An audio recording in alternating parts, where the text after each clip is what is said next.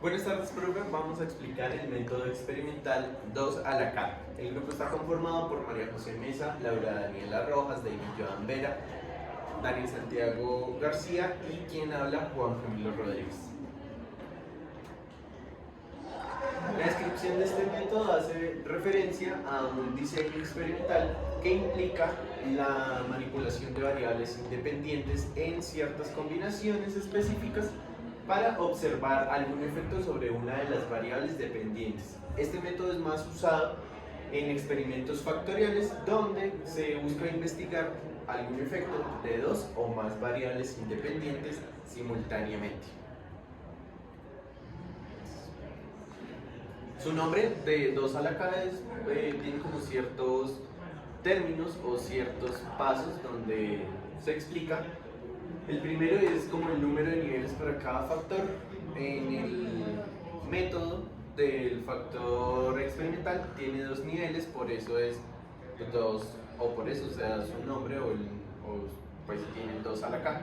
También por el número total de combinaciones experimentales, donde pues hay como un hecho para cada factor del experimento o del diseño que se tiene en cuestión. Y la eficiencia en los términos de los experimentos es más como un enfoque eficiente en términos de la cantidad de experimentos necesarios para estudiar cada factor del diseño del experimento que se tenga en el momento de calcular pues sus variables, tanto dependientes como independientes. Algunas características que componen el diseño. Algunas características que componen el diseño de 2K son las variables, que para un diseño de 2K, es decir, pueden existir variables independientes. Cada factor tiene 2 niveles, lo que significa que puede estar presente o ausente. Esto significa que los niveles suelen etiquetarse como +1 y -1, indicando la presencia o ausencia de cada factor. Como segunda característica tenemos las combinaciones. Las combinaciones de niveles se organizan en un diseño factorial completo. Dado que cada factor tiene 2 niveles, hay 2 elevado a la K posibles combinaciones para todos los factores. Y las repeticiones, como tercera característica, tenemos las repeticiones, que son para mejorar la confiabilidad de los resultados. Esto quiere decir que se van a repetir cierta cantidad de veces para verificar los resultados. Continuando con las características del análisis de varianza, después de que el sujeto termina de realizar el experimento debido, este nos arrojará los resultados. Aquí entra el análisis estadístico. Este análisis nos ayuda a agrupar de una manera óptima todos los resultados obtenidos, utilizando a menudo el método ANOVA. Este nos ayuda a determinar si hay efectos significativos en los factores y sus interacciones con la variable dependiente. Como todo método, encontramos las limitaciones y ventajas del mismo. Como ventajas, encontramos que el diseño 2K nos ayuda a determinar toda la cantidad de experimentos que se hizo para ese análisis. También nos ayuda a interpretar las interacciones entre los factores y si hay combinaciones de 2 o más variables dependientes. Como limitaciones, podemos gestionar si hay muchos niveles de complejidad en los análisis. Es muy complicado de que pueda arrojar valores verdaderos. Y también si hay interpretación. Como segunda limitación, si hay interacciones significativas, la interpretación de los efectos principales puede ser más compleja. Entonces, para realizar nuestro método de análisis 2K, lo que tenemos que considerar son 2 factores, 1 y B, cada uno con 2 niveles. Este es para el ejemplo en el que K representa 2 factores. Lo primero hay que tener en cuenta es que los niveles son la parte más alta y más baja de cada factor. Entonces, un diseño, un método de análisis en el que K es igual a 2 se puede representar como un cuadrado, gráficamente como un cuadrado. Entonces, cuando tenemos que K es igual a 2, lo principal que tenemos que analizar o calcular son el factor A, el factor B y la interacción entre estos dos, que se hace con estas ecuaciones. Entonces, ya una vez teniendo esto, A estos valores se le conoce como lo que son los contrastes. Entonces los contrastes nos sirven para calcular lo que es la sumatoria de cuadrados. En este caso la sumatoria de cuadrados para el factor A, para el factor B y la interacción entre ellos dos. Y que se calcula de esta manera. Entonces, como le dije anteriormente, los niveles A y B de cada factor lo que hacen es representar el valor más bajo y el valor más alto de cada factor. En este caso, tenemos que empezamos en el nivel más bajo y sucesivamente vamos llegando hasta el momento en que todos obtienen su valor máximo.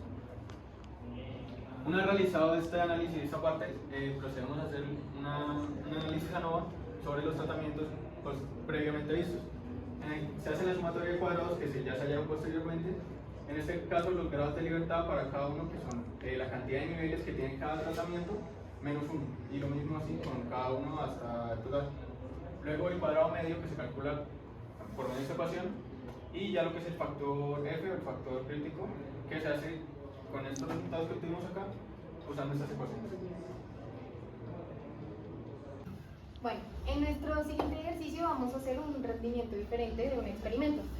Puede ser de ciertas temperaturas. Entonces, digamos, en el primer experimento tenemos diferentes temperaturas que nos da en cada repetición. Y serían los diferentes tipos de experimentos que realizamos.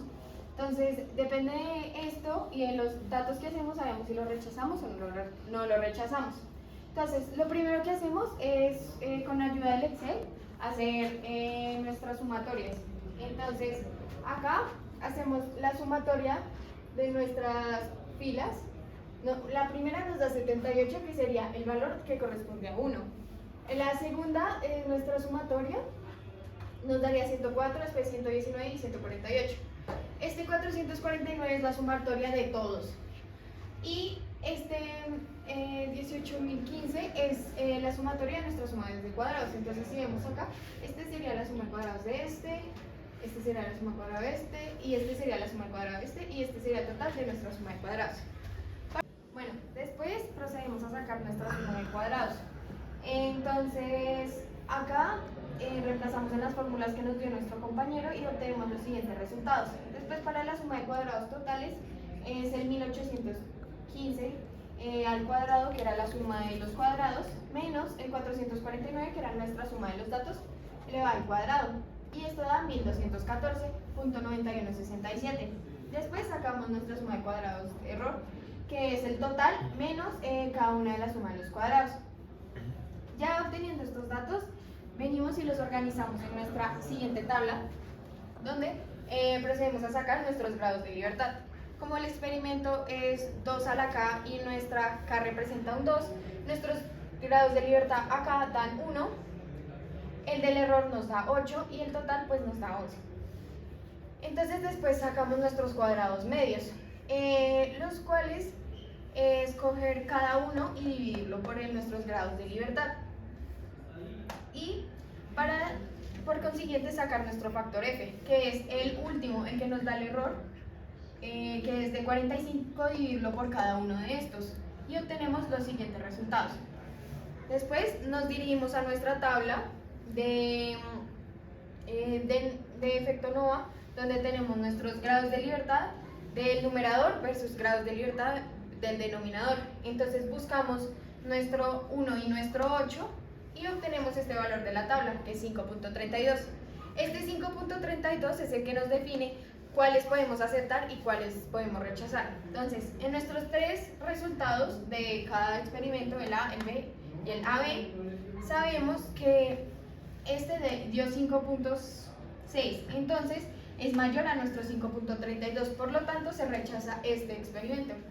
Desde un principio lo rechazamos porque pues ya sabemos porque era muy grande, entonces claramente supera el 5.32 y nos quedamos con nuestro experimento AB, que es de 0.016, que es mucho más bajito, de 5.32.